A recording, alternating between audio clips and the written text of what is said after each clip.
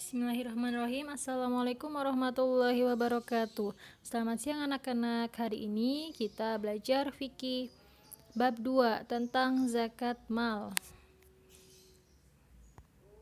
Oke, sebelumnya sudah ada yang pernah mendengar apa itu zakat mal?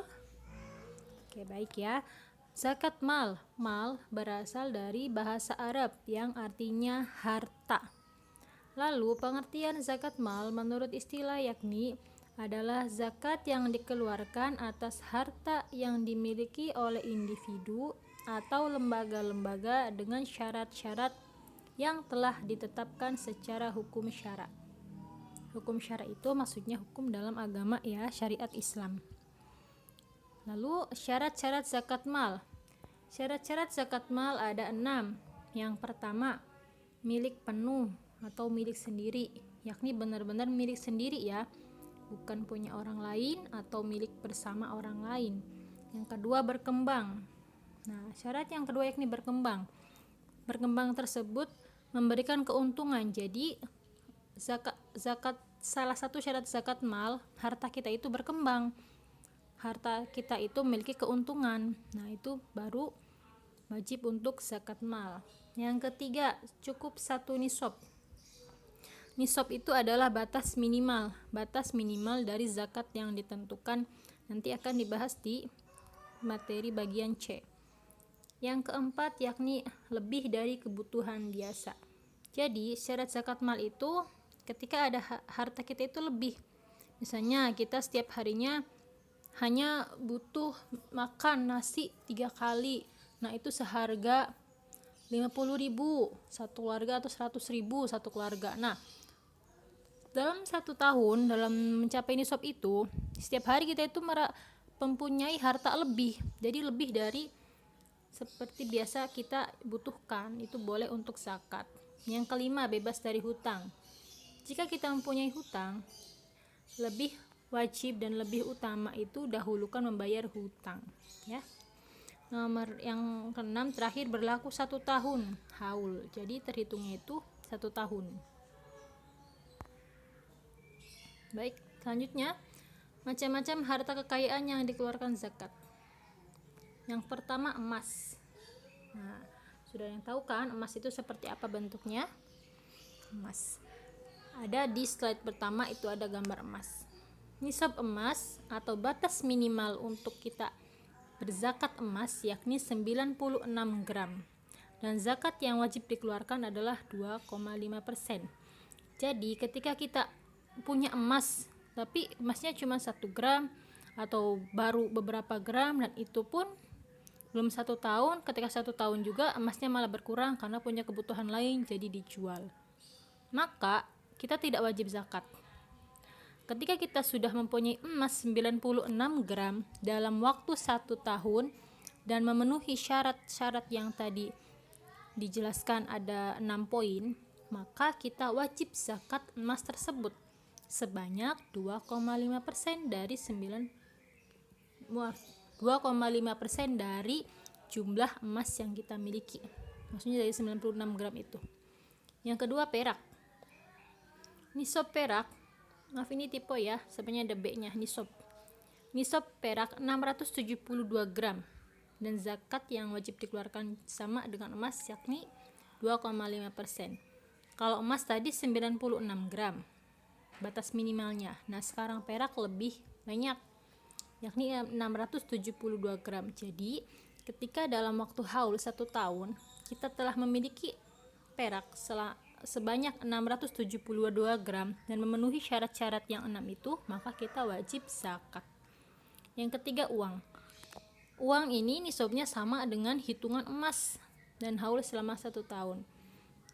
Jadi pada saat kita sudah haul 1 tahun, emas ini seharga 96 gram. Nah, itu ketika diuangkan, maksudnya berupa uang, misalnya ditukar dengan uang, dijual dengan uang, itu nilainya berapa uangnya. Nah, jika kita memiliki uang tersebut, ini misal aja ya, misal emas itu pada tahun tersebut 96 gram, harganya misal 9.600.000 atau 10 juta aja biar cepat, 10 juta.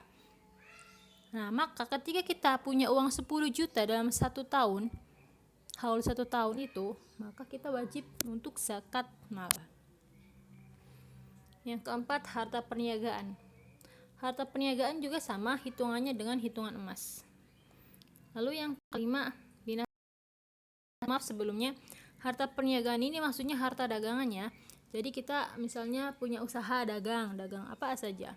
Misalnya dagang sayuran, atau dagang buku, atau dagang baju, pokoknya harta perdagangan.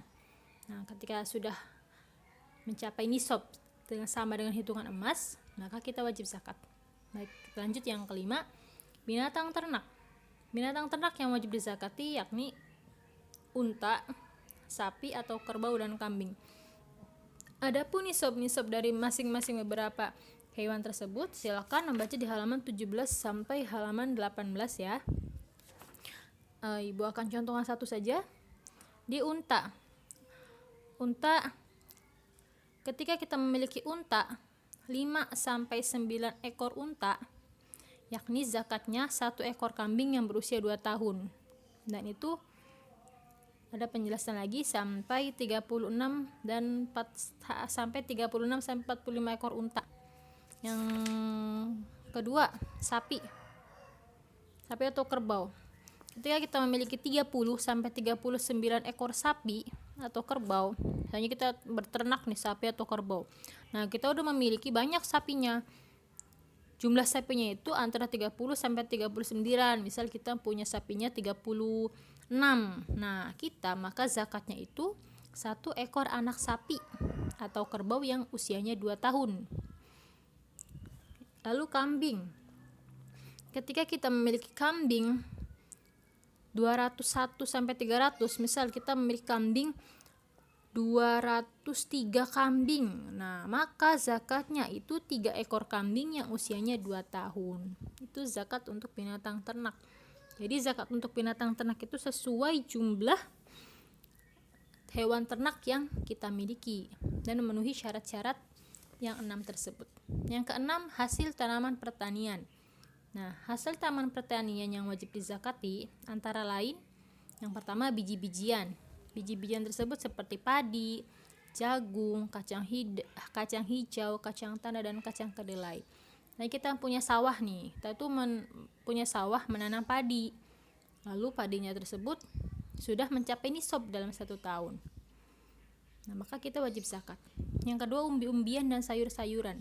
Umbi-umbian itu seperti kentang, ubi ya, bawang, cabai, pokoknya sayur-sayuran seperti itulah. Yang ketiga, buah-buahan. Buah-buahan sudah tahu kan buah-buahan seperti apa? Pisang, apel, jeruk, melon. Nah, itu benar-benar tanaman kita ya, milik kita gitu, bukan beli dari warung ya, tapi tanaman milik kita sendiri. Yang keempat, tanaman hias seperti anggrek dan segala jenis bunga. Yang kelima, tanaman keras seperti karet, kelapa sawit, cengkeh, kopi, dan kayu jati.